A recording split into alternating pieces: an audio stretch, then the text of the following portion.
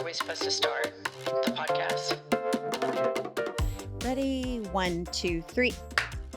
Nailed it. Nailed it. It's going to be a great episode, and it's a great day here at I've Had It. Pumps, how are you today? I'm great. How are you? You look so festive and fun and got some great colors going. That's me. Festive, fun, always a beacon of fashion. Always. What have you had it with? Okay, what I've had it with is elevator etiquette. People that bum rush the elevator before the occupants get out on the floor. It's the rudest fucking thing I've ever seen. It's rampant. It's like people don't know what the polite rules are, but you do not bum rush the person. Like the other day I saw this, I was waiting for the elevator. Elevator comes, there's this lady standing next to me. The elevator door opens. There's a couple in there, 3 people. They're trying to get out. She just slams her ass right into those people. They all have to back up so that she can get on. And I'm like, girlfriend, it's not going anywhere until everybody's off and on. So just chill. I just thought it was so rude. And I was like, I've had it with that. It's rude. Well, it's more than just rude. There's a logistical issue to it. Yes. It'd be like if a plane lands and the next flight tried to board before the landing flight exited. Right. So it makes perfect sense that you have to evacuate the elevator before it can be reloaded. Correct. I mean, it's not hard. It's not like the elevator is going to be open for 2 seconds and you have to get on and off quickly. As long as there's people going back and forth, the elevator sensors won't let it close. But I just thought it was just a breathtaking lack of self-awareness that I've seemed to be noticing quite a bit. Yeah, I've seen that a lot too, especially at hotels. Yeah. I mean, my habits are chocked full of lack of self-awareness. It's unbelievable. What have you had it with? I have had it with couples that are pregnant. Okay. And they're pretty far along. And you say, what are you having? And they say, boy. And then you say, what are you going to name it? And they said, we're not telling anyone. I've had that happen before. I know exactly what you're talking about. Here's the thing. And I'm always like, why aren't you telling anyone? And they're like, well, we don't want people to steal our name is one option. Right, because they're the only person that's ever thought of that name in the whole world. Number 2 is they're like, we don't want to hear people's feedback about the name. I kind of get that too, but I also think that like when I named my son Roman, I remember telling my parents and my dad was like, I don't really like that name. And I was like, I don't really care. Right.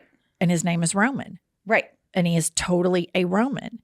And I just think sometimes there's this whole, and I get it because you're pregnant, it's new, it's a first. It seems like one of the biggest things you've ever done. Which it is. And then but the secrecy around either like we're not telling anybody what the gender is or we're not telling anybody what the name is. Everybody's going to find out imminently. Well, here's my thing on that. Number 1, when you ask somebody who's hugely pregnant, what kind of baby or, what's the sex of your baby? What's the name? You don't really give a shit. You're trying to make conversation. That's right. I mean, at the end of the day, you don't really care.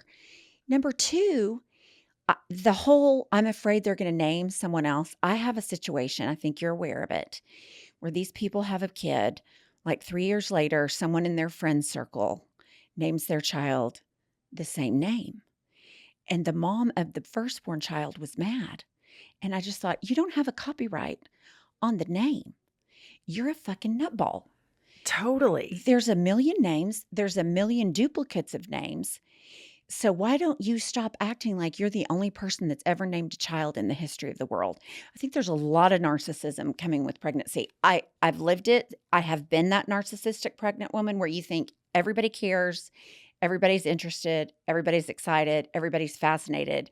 And actually, I'm going to defend you. You weren't that way. I wasn't? No, I would say, what are you having? Boy, what are the names you're considering? I remember with your son, Luke, it was Elijah and Luke. Right. And you said, which one do you like better? And I said, Luke. And you said, that's what I'm leaning towards. Right. And this was like early on.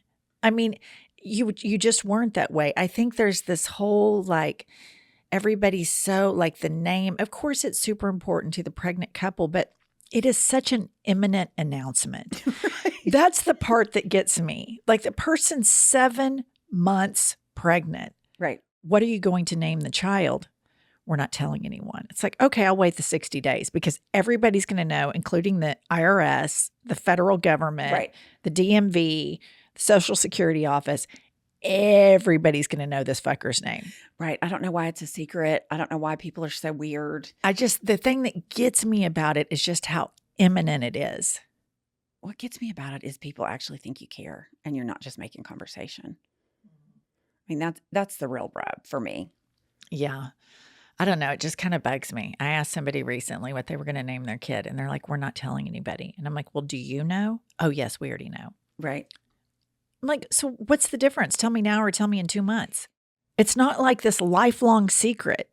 The clock is ticking. Right. And the announcement will be public record. That's the part that gets me. Yeah, I guess my thing is by the time I leave the conversation with the person, I don't even remember they're pregnant in 60 days, nor do I care what their kid's name is. Exactly. I just don't understand the psychology of belaboring something that's imminent. I think people they just think everybody's interested in what they're doing, and they're just wrong. Just trying to be nice. Welcome to I've Had It. I'm Jennifer. I'm Angie. She is Judge Judy Diana. You're ridiculous. And the star of the show. She has a little booster cushion for her feet. Yeah, because I have short legs. I'm all body, no legs.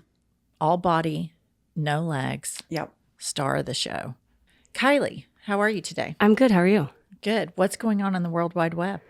We got an Instagram comment that I have to read to you guys. Okay. Okay, this first one I really, really love. It's from Dead Cheerleaders Club. Okay. On Instagram. And they write, ew, I'm like disgusted I'm knuckles deep in this podcast. And then I'm on the episode where the big lesbian is talking about how she treated that dog Scout.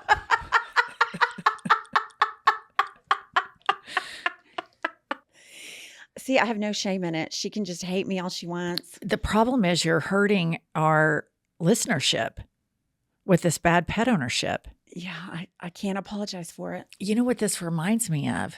What? Where the fuck is Commander Biden? Poor Commander. I think he's in Delaware. I Googled this morning because I was worried about him. And the last article was posted, the most recent update was October 6th, that he had, bitten several people more than previously reported. He had been acting out and they were moving him out of the White House, and it's crickets. Crickets. Well, I'm sure he's in Delaware with some, house staff or something. Where's Scout? Fuck if I know or care. I don't think we're ever getting that listener back, Kylie. No, rightfully so. Yeah. Okay, I've got another one. This is a really sweet message from Jessie. Hi, my name's Jessie. I'm 25 years old. I was kicked out at 17 for being gay. My parents are hardcore Christians. I have 2 sisters and 1 brother and was disowned by my whole family. Thank you for understanding. Thank you for pushing this content out. And thank you for making me not feel so alone. Thank you so much for being an ally. Hate in America is so real. Religious trauma is as well. And it's been a long road. My gosh, I'm teared up. That takes so much courage. Yeah.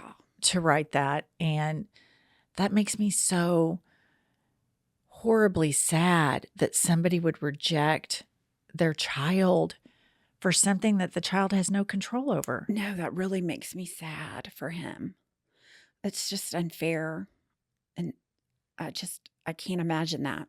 I really can't. I know it happens, but it's heartbreaking. It really is.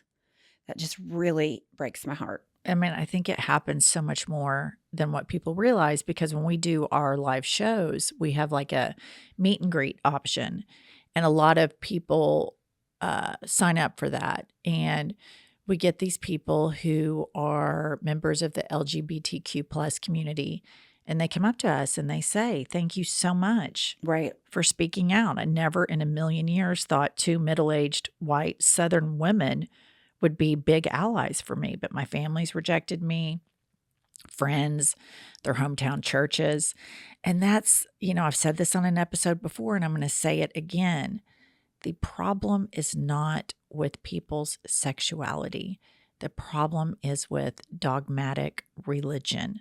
That is the one that harms people.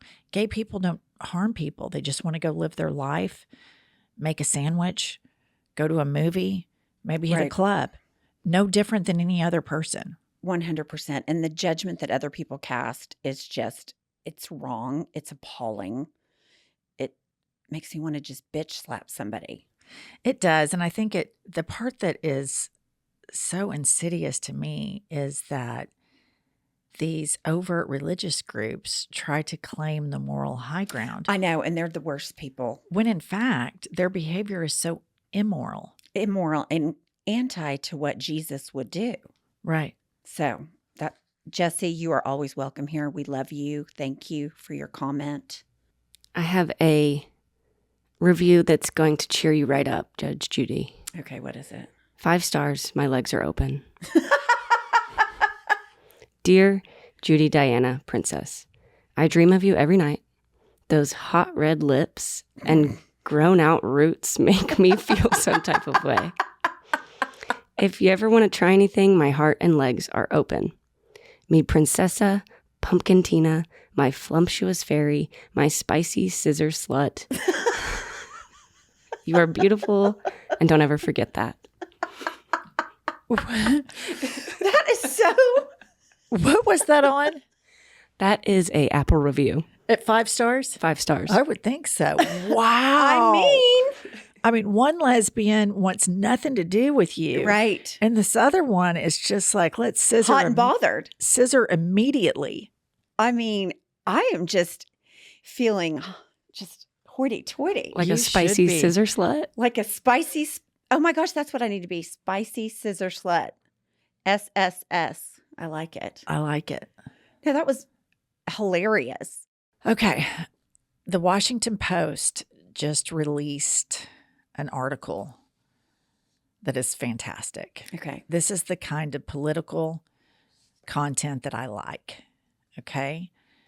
So basically, everything's so polarized and everything's so politically charged right now. And in the world of sexual fetishes, crossing the political aisle has become a kink. Okay, so like if you're a Republican or a Democrat, you go with the opposite person to get off. Right. Okay. There was a video posted by a 39-year-old Tampa resident under her stage name Roxy Ray. She's one of the dozens on Clips for Sale, an adult video sharing website where content creators cater to all types of sexual fetishes, including one that is rarely discussed outside the niche kink circles. This is called political humiliation kinks. There are a number of people who get turned on by the idea of having their political views mocked, usually by members of the opposing political group. Liberals desire being dominated by conservatives and called pejoratives that imply that they are weak and unintelligent, while conservatives want to be mocked for supporting former President Donald Trump, among other perceived transgressions, according to those who participate in this subculture. Okay, so one of the users says, I'm liberal, leftist, and proud, but I really want to be dominated by a conservative. I'm very, very, very much a liberal, and if friends and family were to have any clue, they would be shocked. So some of the things that they want to do is one man wanted to meet up and described his fantasy as wearing a Trump dog collar sold on the Trump's campaign website and being walked around Walmart to pick out his dog bone. I mean, what is happening? In one dream scenario, Representative Marjorie Taylor Greene and Lauren Boebert force him to vote straight red Donald Trump. So this goes both ways. Then you have conservatives that want to be spanked by liberals for voting for Trump. I mean, that to me seems like the most innocuous of all of this, because people like to be dominated and spanked and all that. I mean, that whole thing, I just, you've told me I'm sexually repressed. Maybe I am. I can't wrap my head around this. The only thing that sticks out to me is we're wearing dog collars at Walmart naked looking for a bone. I think the larger point that it is all of this stuff exists in sexual kink worlds. Right. Humiliation, domination, submission, that has been, always will be a part of the kink world. What this article, the nuance that this article is diving into is that because everything is so polarized, you see politics being injected into the kink world. And so now versus like maybe somebody wanted to be called a daddy or a bad boy or a bad girl. Now they want to be called, like a liberal. Yeah. Or you're such a bad boy for voting for Donald Trump. They're getting turned on. That politics, the divisiveness and the polarization of the political landscape in which we live is now being injected into the subculture of kink world. And this is kind of a new phenomenon. All of the stuff that you just discussed, all of that stuff's always been there. Right. I mean, sadomasochism has been around forever and ever. I remember the first time I heard what it was, and I was like, what? And BDSM. I know a guy, you know this guy too. And during the whole 2016 campaign, when Kayleigh McEnany was like right there with Trump, and I think she was his, campaign spokesperson or whatever. And then she was the White House press secretary. But this guy I know, and she'd always have on her little cross, her little crucifix necklace. This guy knows totally liberal. I mean, as far left as you can go. And he's like, I kind of want to fuck Kayleigh McEnany. He kind of wanted to have like this naughty, like tryst where he's like, you're such a bad little Trump Christian. He had this whole like sexual fantasy with Kayleigh McEnany. And I'd always take a picture when she would pop on the TV and text it to him. And he'd be like, that little bad slut. So it makes sense, Yeah, it totally does. But anyway, I just thought that was interesting. So it's just, well, here's the deal. The girl's making money. Good for her. I mean, Pumps, if you weren't so sexually repressed with your full-time hobby being... I'd probably be pretty good at it. I think you'd be really good. Maybe you could have an OnlyFans account and humiliate Republicans. I bet I could. I really think I could excel at that. I think you could too. Here's what my question is. Are these video chat things recorded? Because I can't believe they're not like all over the internet. How do you make sure they're not recording?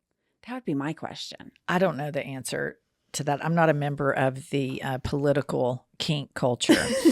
I mean, but any of the video culture stuff, I would be scared it would be recorded. I mean, that's a huge fear. I mean, there's no question. I don't know if it's maybe some secure website that doesn't allow screen recording, or then you could always have your phone. Yeah, I don't know. The whole thing, it's just a big wide world out there away from my little brain. What's going on the internet, fetish world, just can't really conceptualize. I can't really get my head around it, why that would be fun. But I know people love it. Pumps, I have the biggest gift buying hack ever, and I'm going to share it with you because you're going to jump on the bandwagon so fast, it's going to make your head spin. I can't wait to hear it. Bombas. Oh, I love their socks.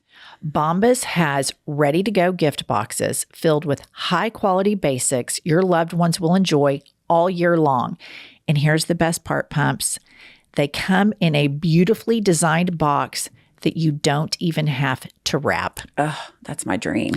What's so great about Bombas is what they offer: socks, t-shirts, essentials, everybody on your list needs. And when you give a gift like Bombas with this incredibly soft, fabulous fabric, it's going to be the best gift this holiday season. Listener, go to bombas.com/hadit and use the code HADIT for 20% off your first purchase. That's bombas.com/hadit and use code HADIT at checkout.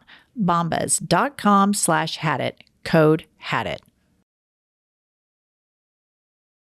Pumps, did you know that hair thinning will happen in approximately 1 in 2 women? Well, I know who it's going to be in this group. Me. My hair is thinning. I've been using Nutrafol, and I feel so much better about it that I'm actually doing something to stop it. Millions of Americans, Pumps, they actually experience thinning hair. And it's not only common, it's normal. But among women, it's not openly talked about, and going through it can feel lonely and frustrating. You can join the thousands of women that are doing something about it with Nutrafol. Nutrafol is the #1 dermatologist-recommended hair growth supplement clinically shown to improve visible thickness and strength. Take the first step in visibly thicker, healthier hair. For a limited time, Nutrafol is offering our listeners $10 off your first month's subscription with free shipping when you go to Nutrafol.com and enter the promo code HADIT. Find out why over 4,000 healthcare professionals recommend Nutrafol for healthier hair. Nutrafol.com, spelled Nutrafol.com, and be sure to use the promo code HADIT. That's Nutrafol.com, promo code HADIT. Pumps, I have had it with walking around in shoes that have all the comfort of a bed of nails, and my feet have had it. I mean, my whole body has had it, from my perfectly manicured, blown out hair to my pedicured toes. I have had it with foot pain. Well, I have a solution for you. Gravity Defier shoes. These shoes are so comfortable, you'll wonder if you accidentally stepped into a parallel universe where foot pain doesn't actually exist. In fact, all of you UCLA Medical Center did a double-blind study showing G-Defy shoes clinically reduce 85% of knee pain, which is the closest we're going to get to a perfect world. So listen up, listener. Here's the deal. We've got fabulously pain-free deal just for you. Use the code HADIT30 at checkout at gdefy.com. That code HADIT30 at gdefy.com, and you'll get $30 off orders of $150 or more. That's right, listener. We know you've had it with uncomfortable shoes and ridiculous prices. So don't wait. Head to gdefy.com, GDEFY.com, and use code HADIT30 for $30 off of orders of $150 or more at GDEFY.com. You can thank us later. All right, let's hear some voice memos. Okay, up first we've got Abby. I've had it with living in the Bible Belt. I can't go and get barbecue or go get my nails done, my hair done without a Christian song playing, or if I'm eating a pulled pork sandwich, I look up and there's a picture of Jesus staring down at me, deep throating a fucking like corn on the cob or some shit. But I'm tired of being in the South where that is just normal culture and fashion and decor for a standard business. Yeah, I've had it. I mean, I relate to that. I do. It irritates me as well. I'm not in Ubers that much, but I have been in Ubers lately where you hear a lot of like questionable music that if I were entertaining the public at large, I would not play that music. Right. And I just find it interesting that people are so immune to the fact that people might not believe like they do. And they just like, if you're in an Uber, you could pick up 50 different thousand religious people. I think you're missing the big messaging of Christianity as opposed to all of the other religions, the proselytizing aspect of it. They play it to recruit others. Oh, it's a recruiting tool. Really, it turns people off then. Yes. It makes people less interested. Right. But I think in their mind, that's why they do that. There's a grocery store in Oklahoma City, and in the cement, like when they poured the slab for it, a guy wrote, I guess the owner of the grocery store wrote in the cement, you can etch a message in it before it's dry. God is good all the time. And then in this grocery store, they play exclusively Christian music. And I always just think, I mean, that goes over here, in Oklahoma. Right. But you could never do it anywhere else other than the South. The South, yeah. But I mean, I'm with her. I just think anytime you have somebody like just overt religiosity, and especially because I see so much of what the particularly fundamentalist Christians that in the South, how cruel they are to LGBTQ plus communities. The hypocrisy of the overt advertising of it always makes me cringe. And when I'm around large groups of them, I always just think I'm a little bit scared. I do. Just a little bit scared. I think there's a whole veneer of just this manufactured shell of Stepford wife kindness, and then you just get an inch behind it, and it is just fire and brimstone. People are burning in hell consciously forever. And I just think that's kind of a weird fucking thing to think about other people. Yeah. That they're going to consciously burn forever. I just think it's just a whole different level of, like you said, the proselytizing, but I'm just like, it goes the opposite way for me. The more you shove it down my throat, anything. Right. The more you shove it down my throat, the less likely I am to engage in it. I just don't. I think it's unattractive. It's unappealing. Makes me crazy in an Uber. Kylie, didn't you have an Uber experience the other day? I did. Jennifer, didn't you ask one to turn it off? I did.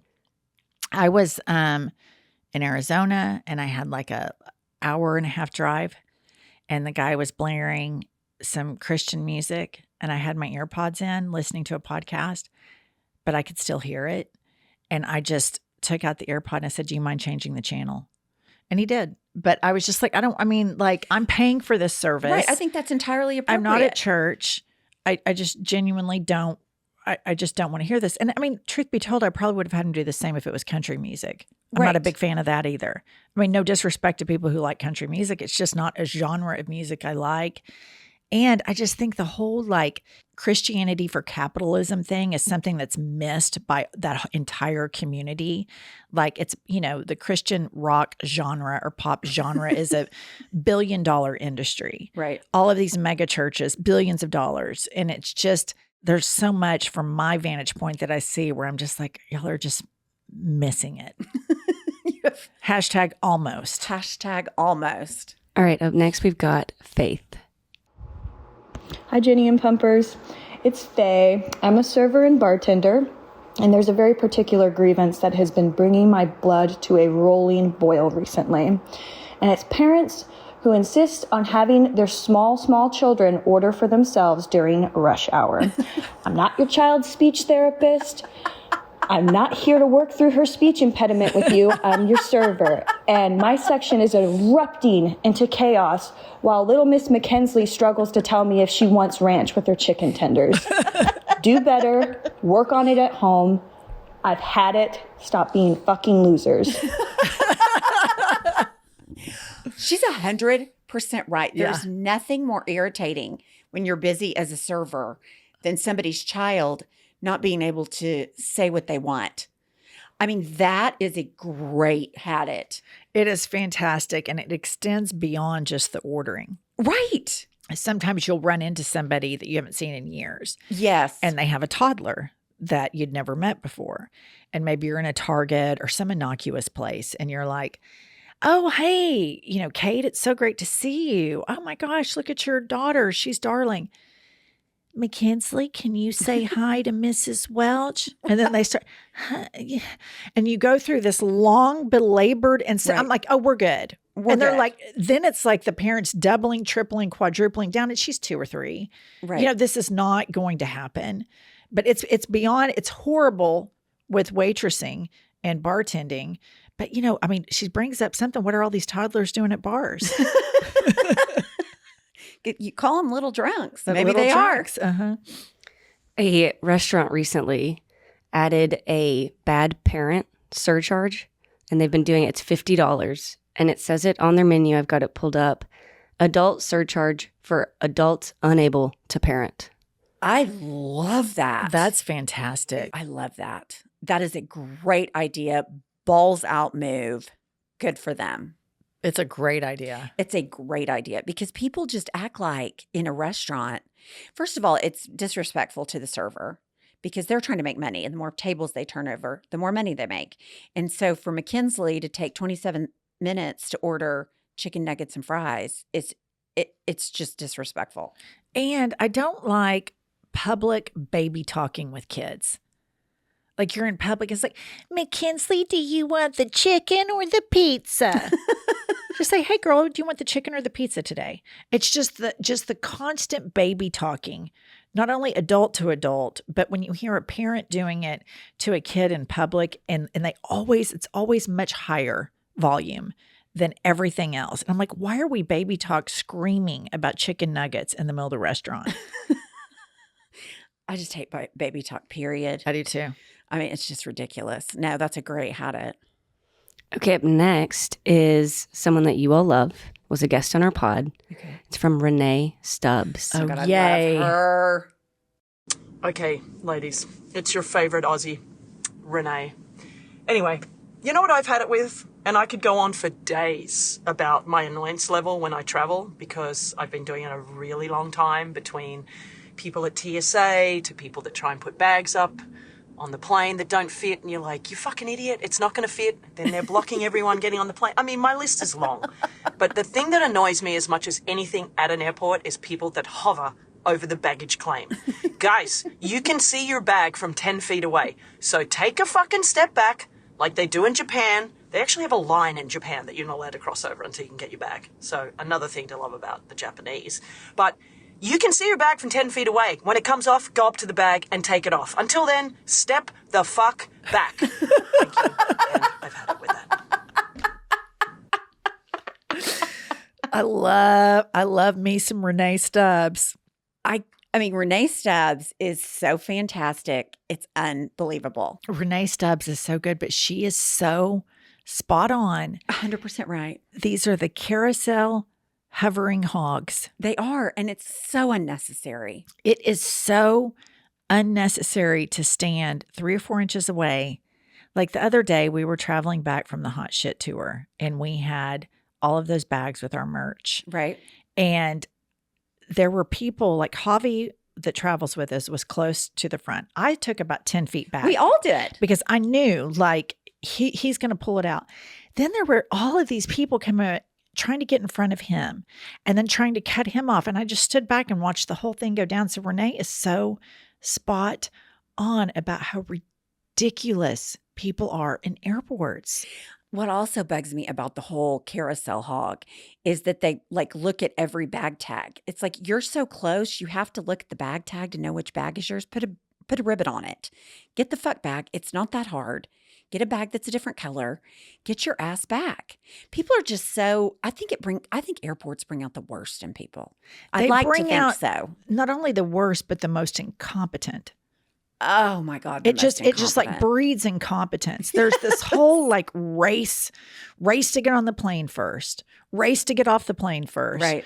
Race to get through TSA, race to get your bag, when really you can't control any of it. Right. You're sitting there for 2 hours no matter what. Maybe Renee could teach a master class in surrendering at the airport. She's saying surrender to it. Step back, wait till you see your bag, surrender that you can't control when your bag comes, and then step up and get it. Yeah, but I just think people are, I mean, that's the most obvious thing on the world. I mean, that's like the master of the obvious. Like, you can't make your bag come faster. Right. But yet people are just antsing your pants to get them. I know. It's obnoxious. I love Renee Stubbs, though. Oh, I love her so much. She's the best. Pumps, let's face it, the holidays are incredibly stressful. Under our reindeer sweaters, we're sweating about gifts, cooking, and whatever that one opinionated uncle is about to say next. Luckily, no matter how stressful it gets, we can all smell incredible with Lumi. I'm so glad Lumi exists, because if I come out of the mall or even think I have to go to the mall, I start flop sweating. So I keep my Lumi wipes right there in my purse. I don't even have to worry about smelling. What I like most about Lumi is it was created by an OBGYN who saw firsthand how normal BO was being misdiagnosed and mistreated. As a special gift for our listeners, new customers get $5 off Lumi's starter pack with our exclusive code and link. And for a limited time, returning customers can get $5 off their next purchase of $30 or more. Use code HADIT at LumiDeodorant.com. That's LumiDeodorant.com. Thank you, Lumi, for making this holiday season smell a whole lot better. Pumps, I feel like our eyes are always so sad because we can never find our glasses. I'm constantly struggling to find my glasses. You know, I think the key is you have to have more than one pair. Right. The problem is glasses can be incredibly expensive. This is where our friends Warby Parker enter the program. They have incredible glasses that have a great fit, color, and shape, wide variety, high quality, and great prices. Listener, Warby Parker offers everything you need for happier eyes. Sunglasses, eyeglasses, contact lenses, and eye exams. You can either shop with them online or in one of their many retail stores. Their glasses start at $95, and that includes prescription lenses. Try Warby Parker's free home try-on program. Order 5 pairs of glasses to try at home for free. There's no obligation to buy. Ships free and includes a prepaid return shipping label. Try 5 pair of glasses at home for free at warbyparker.com/hadit.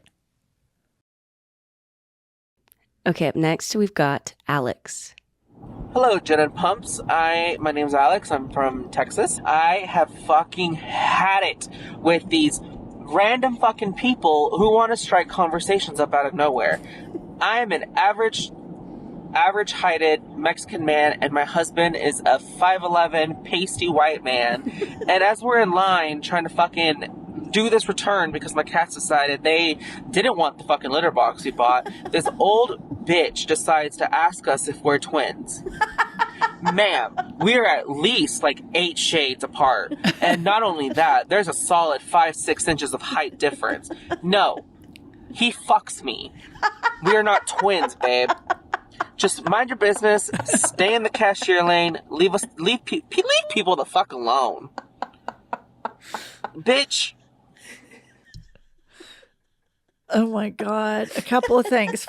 Before we can even get to the twin comment, did he say his cats didn't like the litter box they bought for him?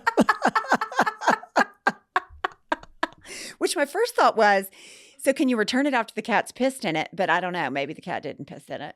The cats did not like that box. So they go make a return. Gay men are the best. They're the best. I mean, there is nothing too good for their pets. Nothing too good. Uh-huh. I love that. Oh my gosh. But yes, why would she ask them if they were twins? Right. Is that like a nervous tick because she thought they were gay? Well, I don't know. I have not a gay thing, but I have like if I'm sitting in a room and it's silent, I feel like I have to talk.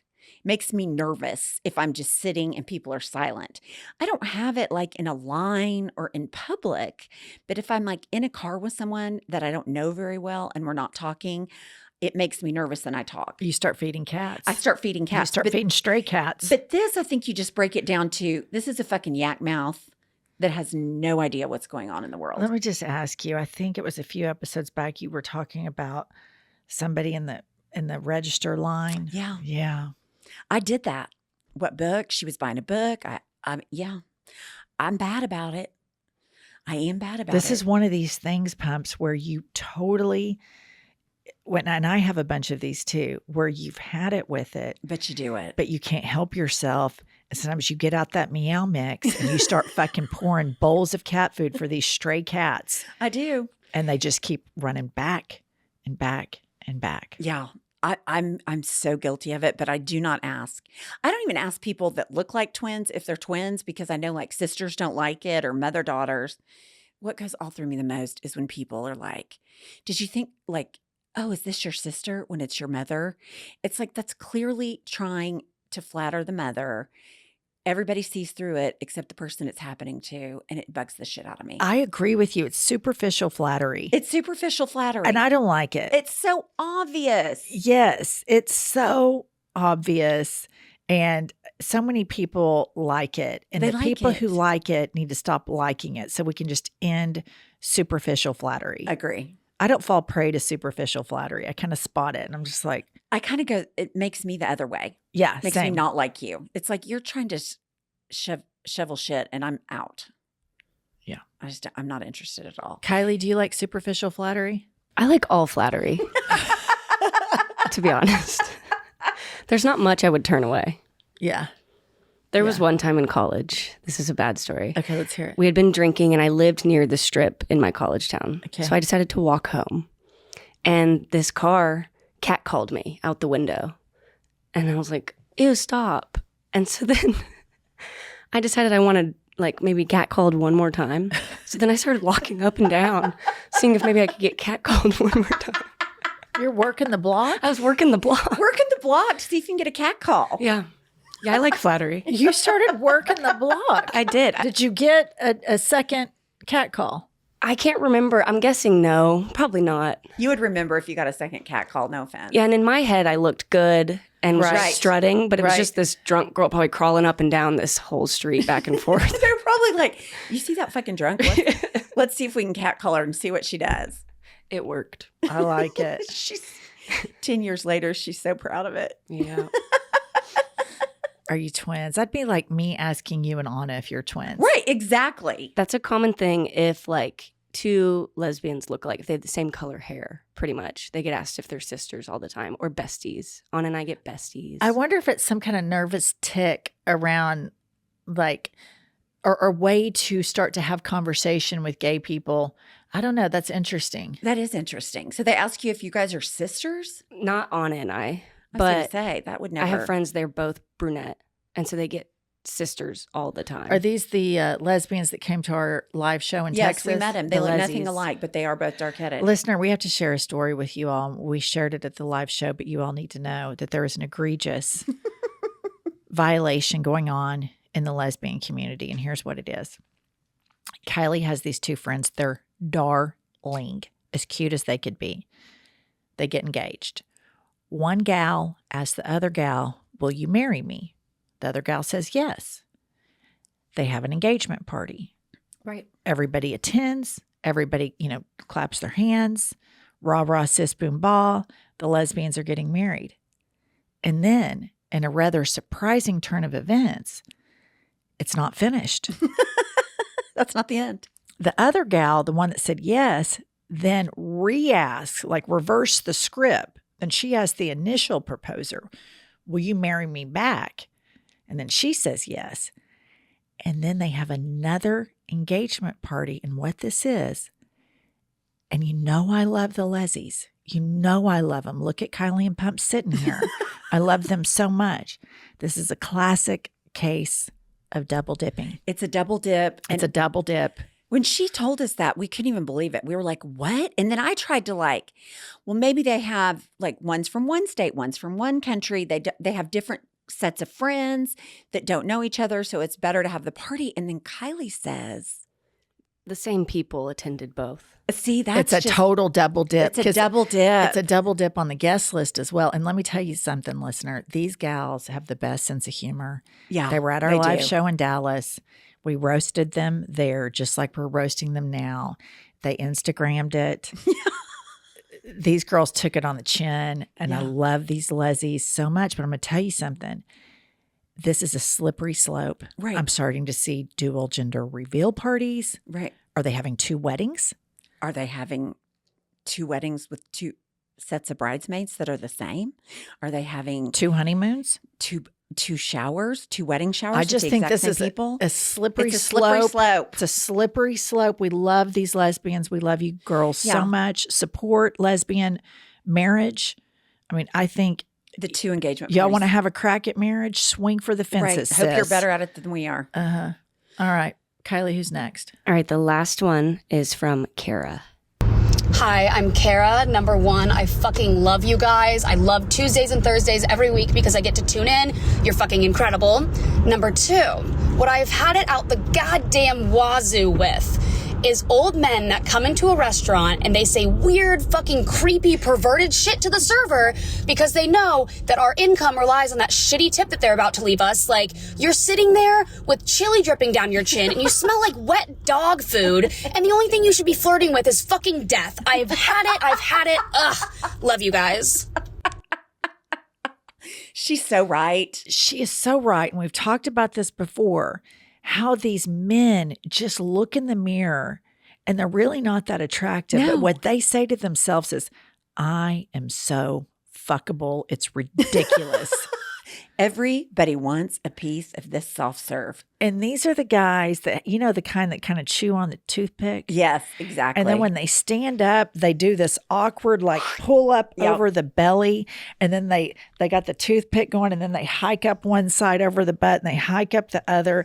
And there's nothing fuckable about them at all. No, not even remotely attractive or charming. I don't know if there's a bottle of vodka big enough that could make it appealing. No. But she is, and then, you know what? There's a really good point she has in there. And that is, if you work for tips, because waiters make well below minimum wage before tips.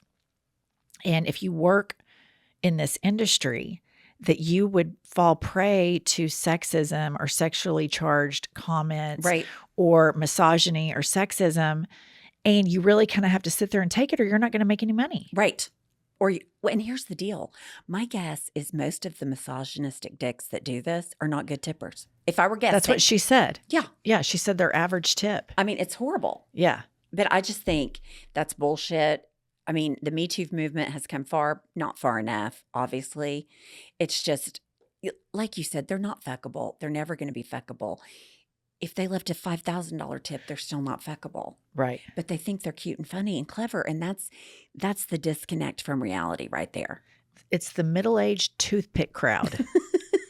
Have you seen those, Kylie? Absolutely. The toothpick and then the pant hike I can't up. stand the pant hike up. And as they do it, they kind of like look around, like, look at how hot I am. And I'm like, do you not realize you're having to hike that up? Because your belly's so big. Yeah. Well, and I can tell your dick's super small. You shouldn't be able to get it up that high.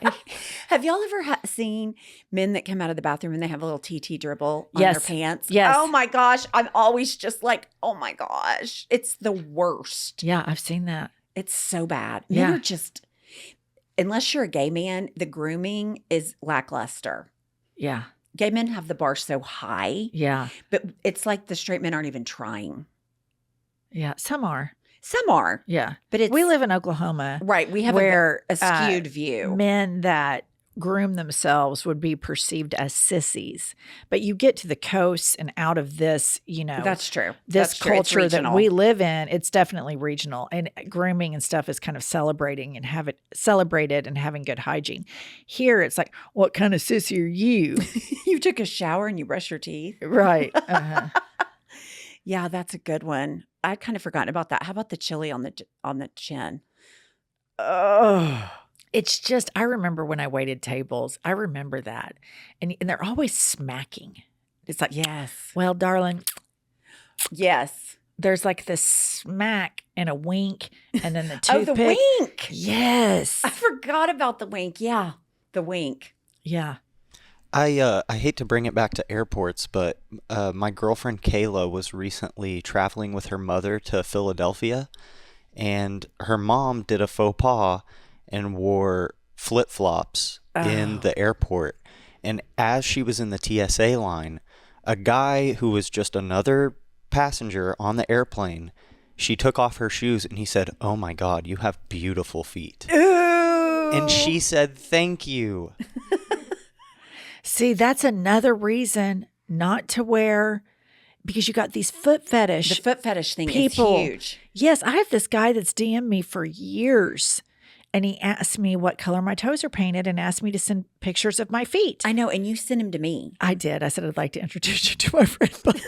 And I was just like, you feed that cat. I don't. I'm just like, I'm out. I never respond. No, but you're like, thank you and stuff. Not in the DMs. On my post, he writes, Jennifer Welch, age 20, which I immediately like the post. Right. Well, listen up, listener. Please come see us at the Hot Shit Tour. We're doing California in January.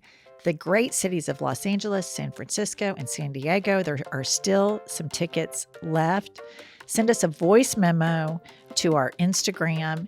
Join us on Patreon for fresh, new, exciting content each and every week. And we're going to be cranking out more now that Kylie's bitch has joined us. Right. And Pumps, why don't you tell them? We will see you next Tuesday or Thursday or both.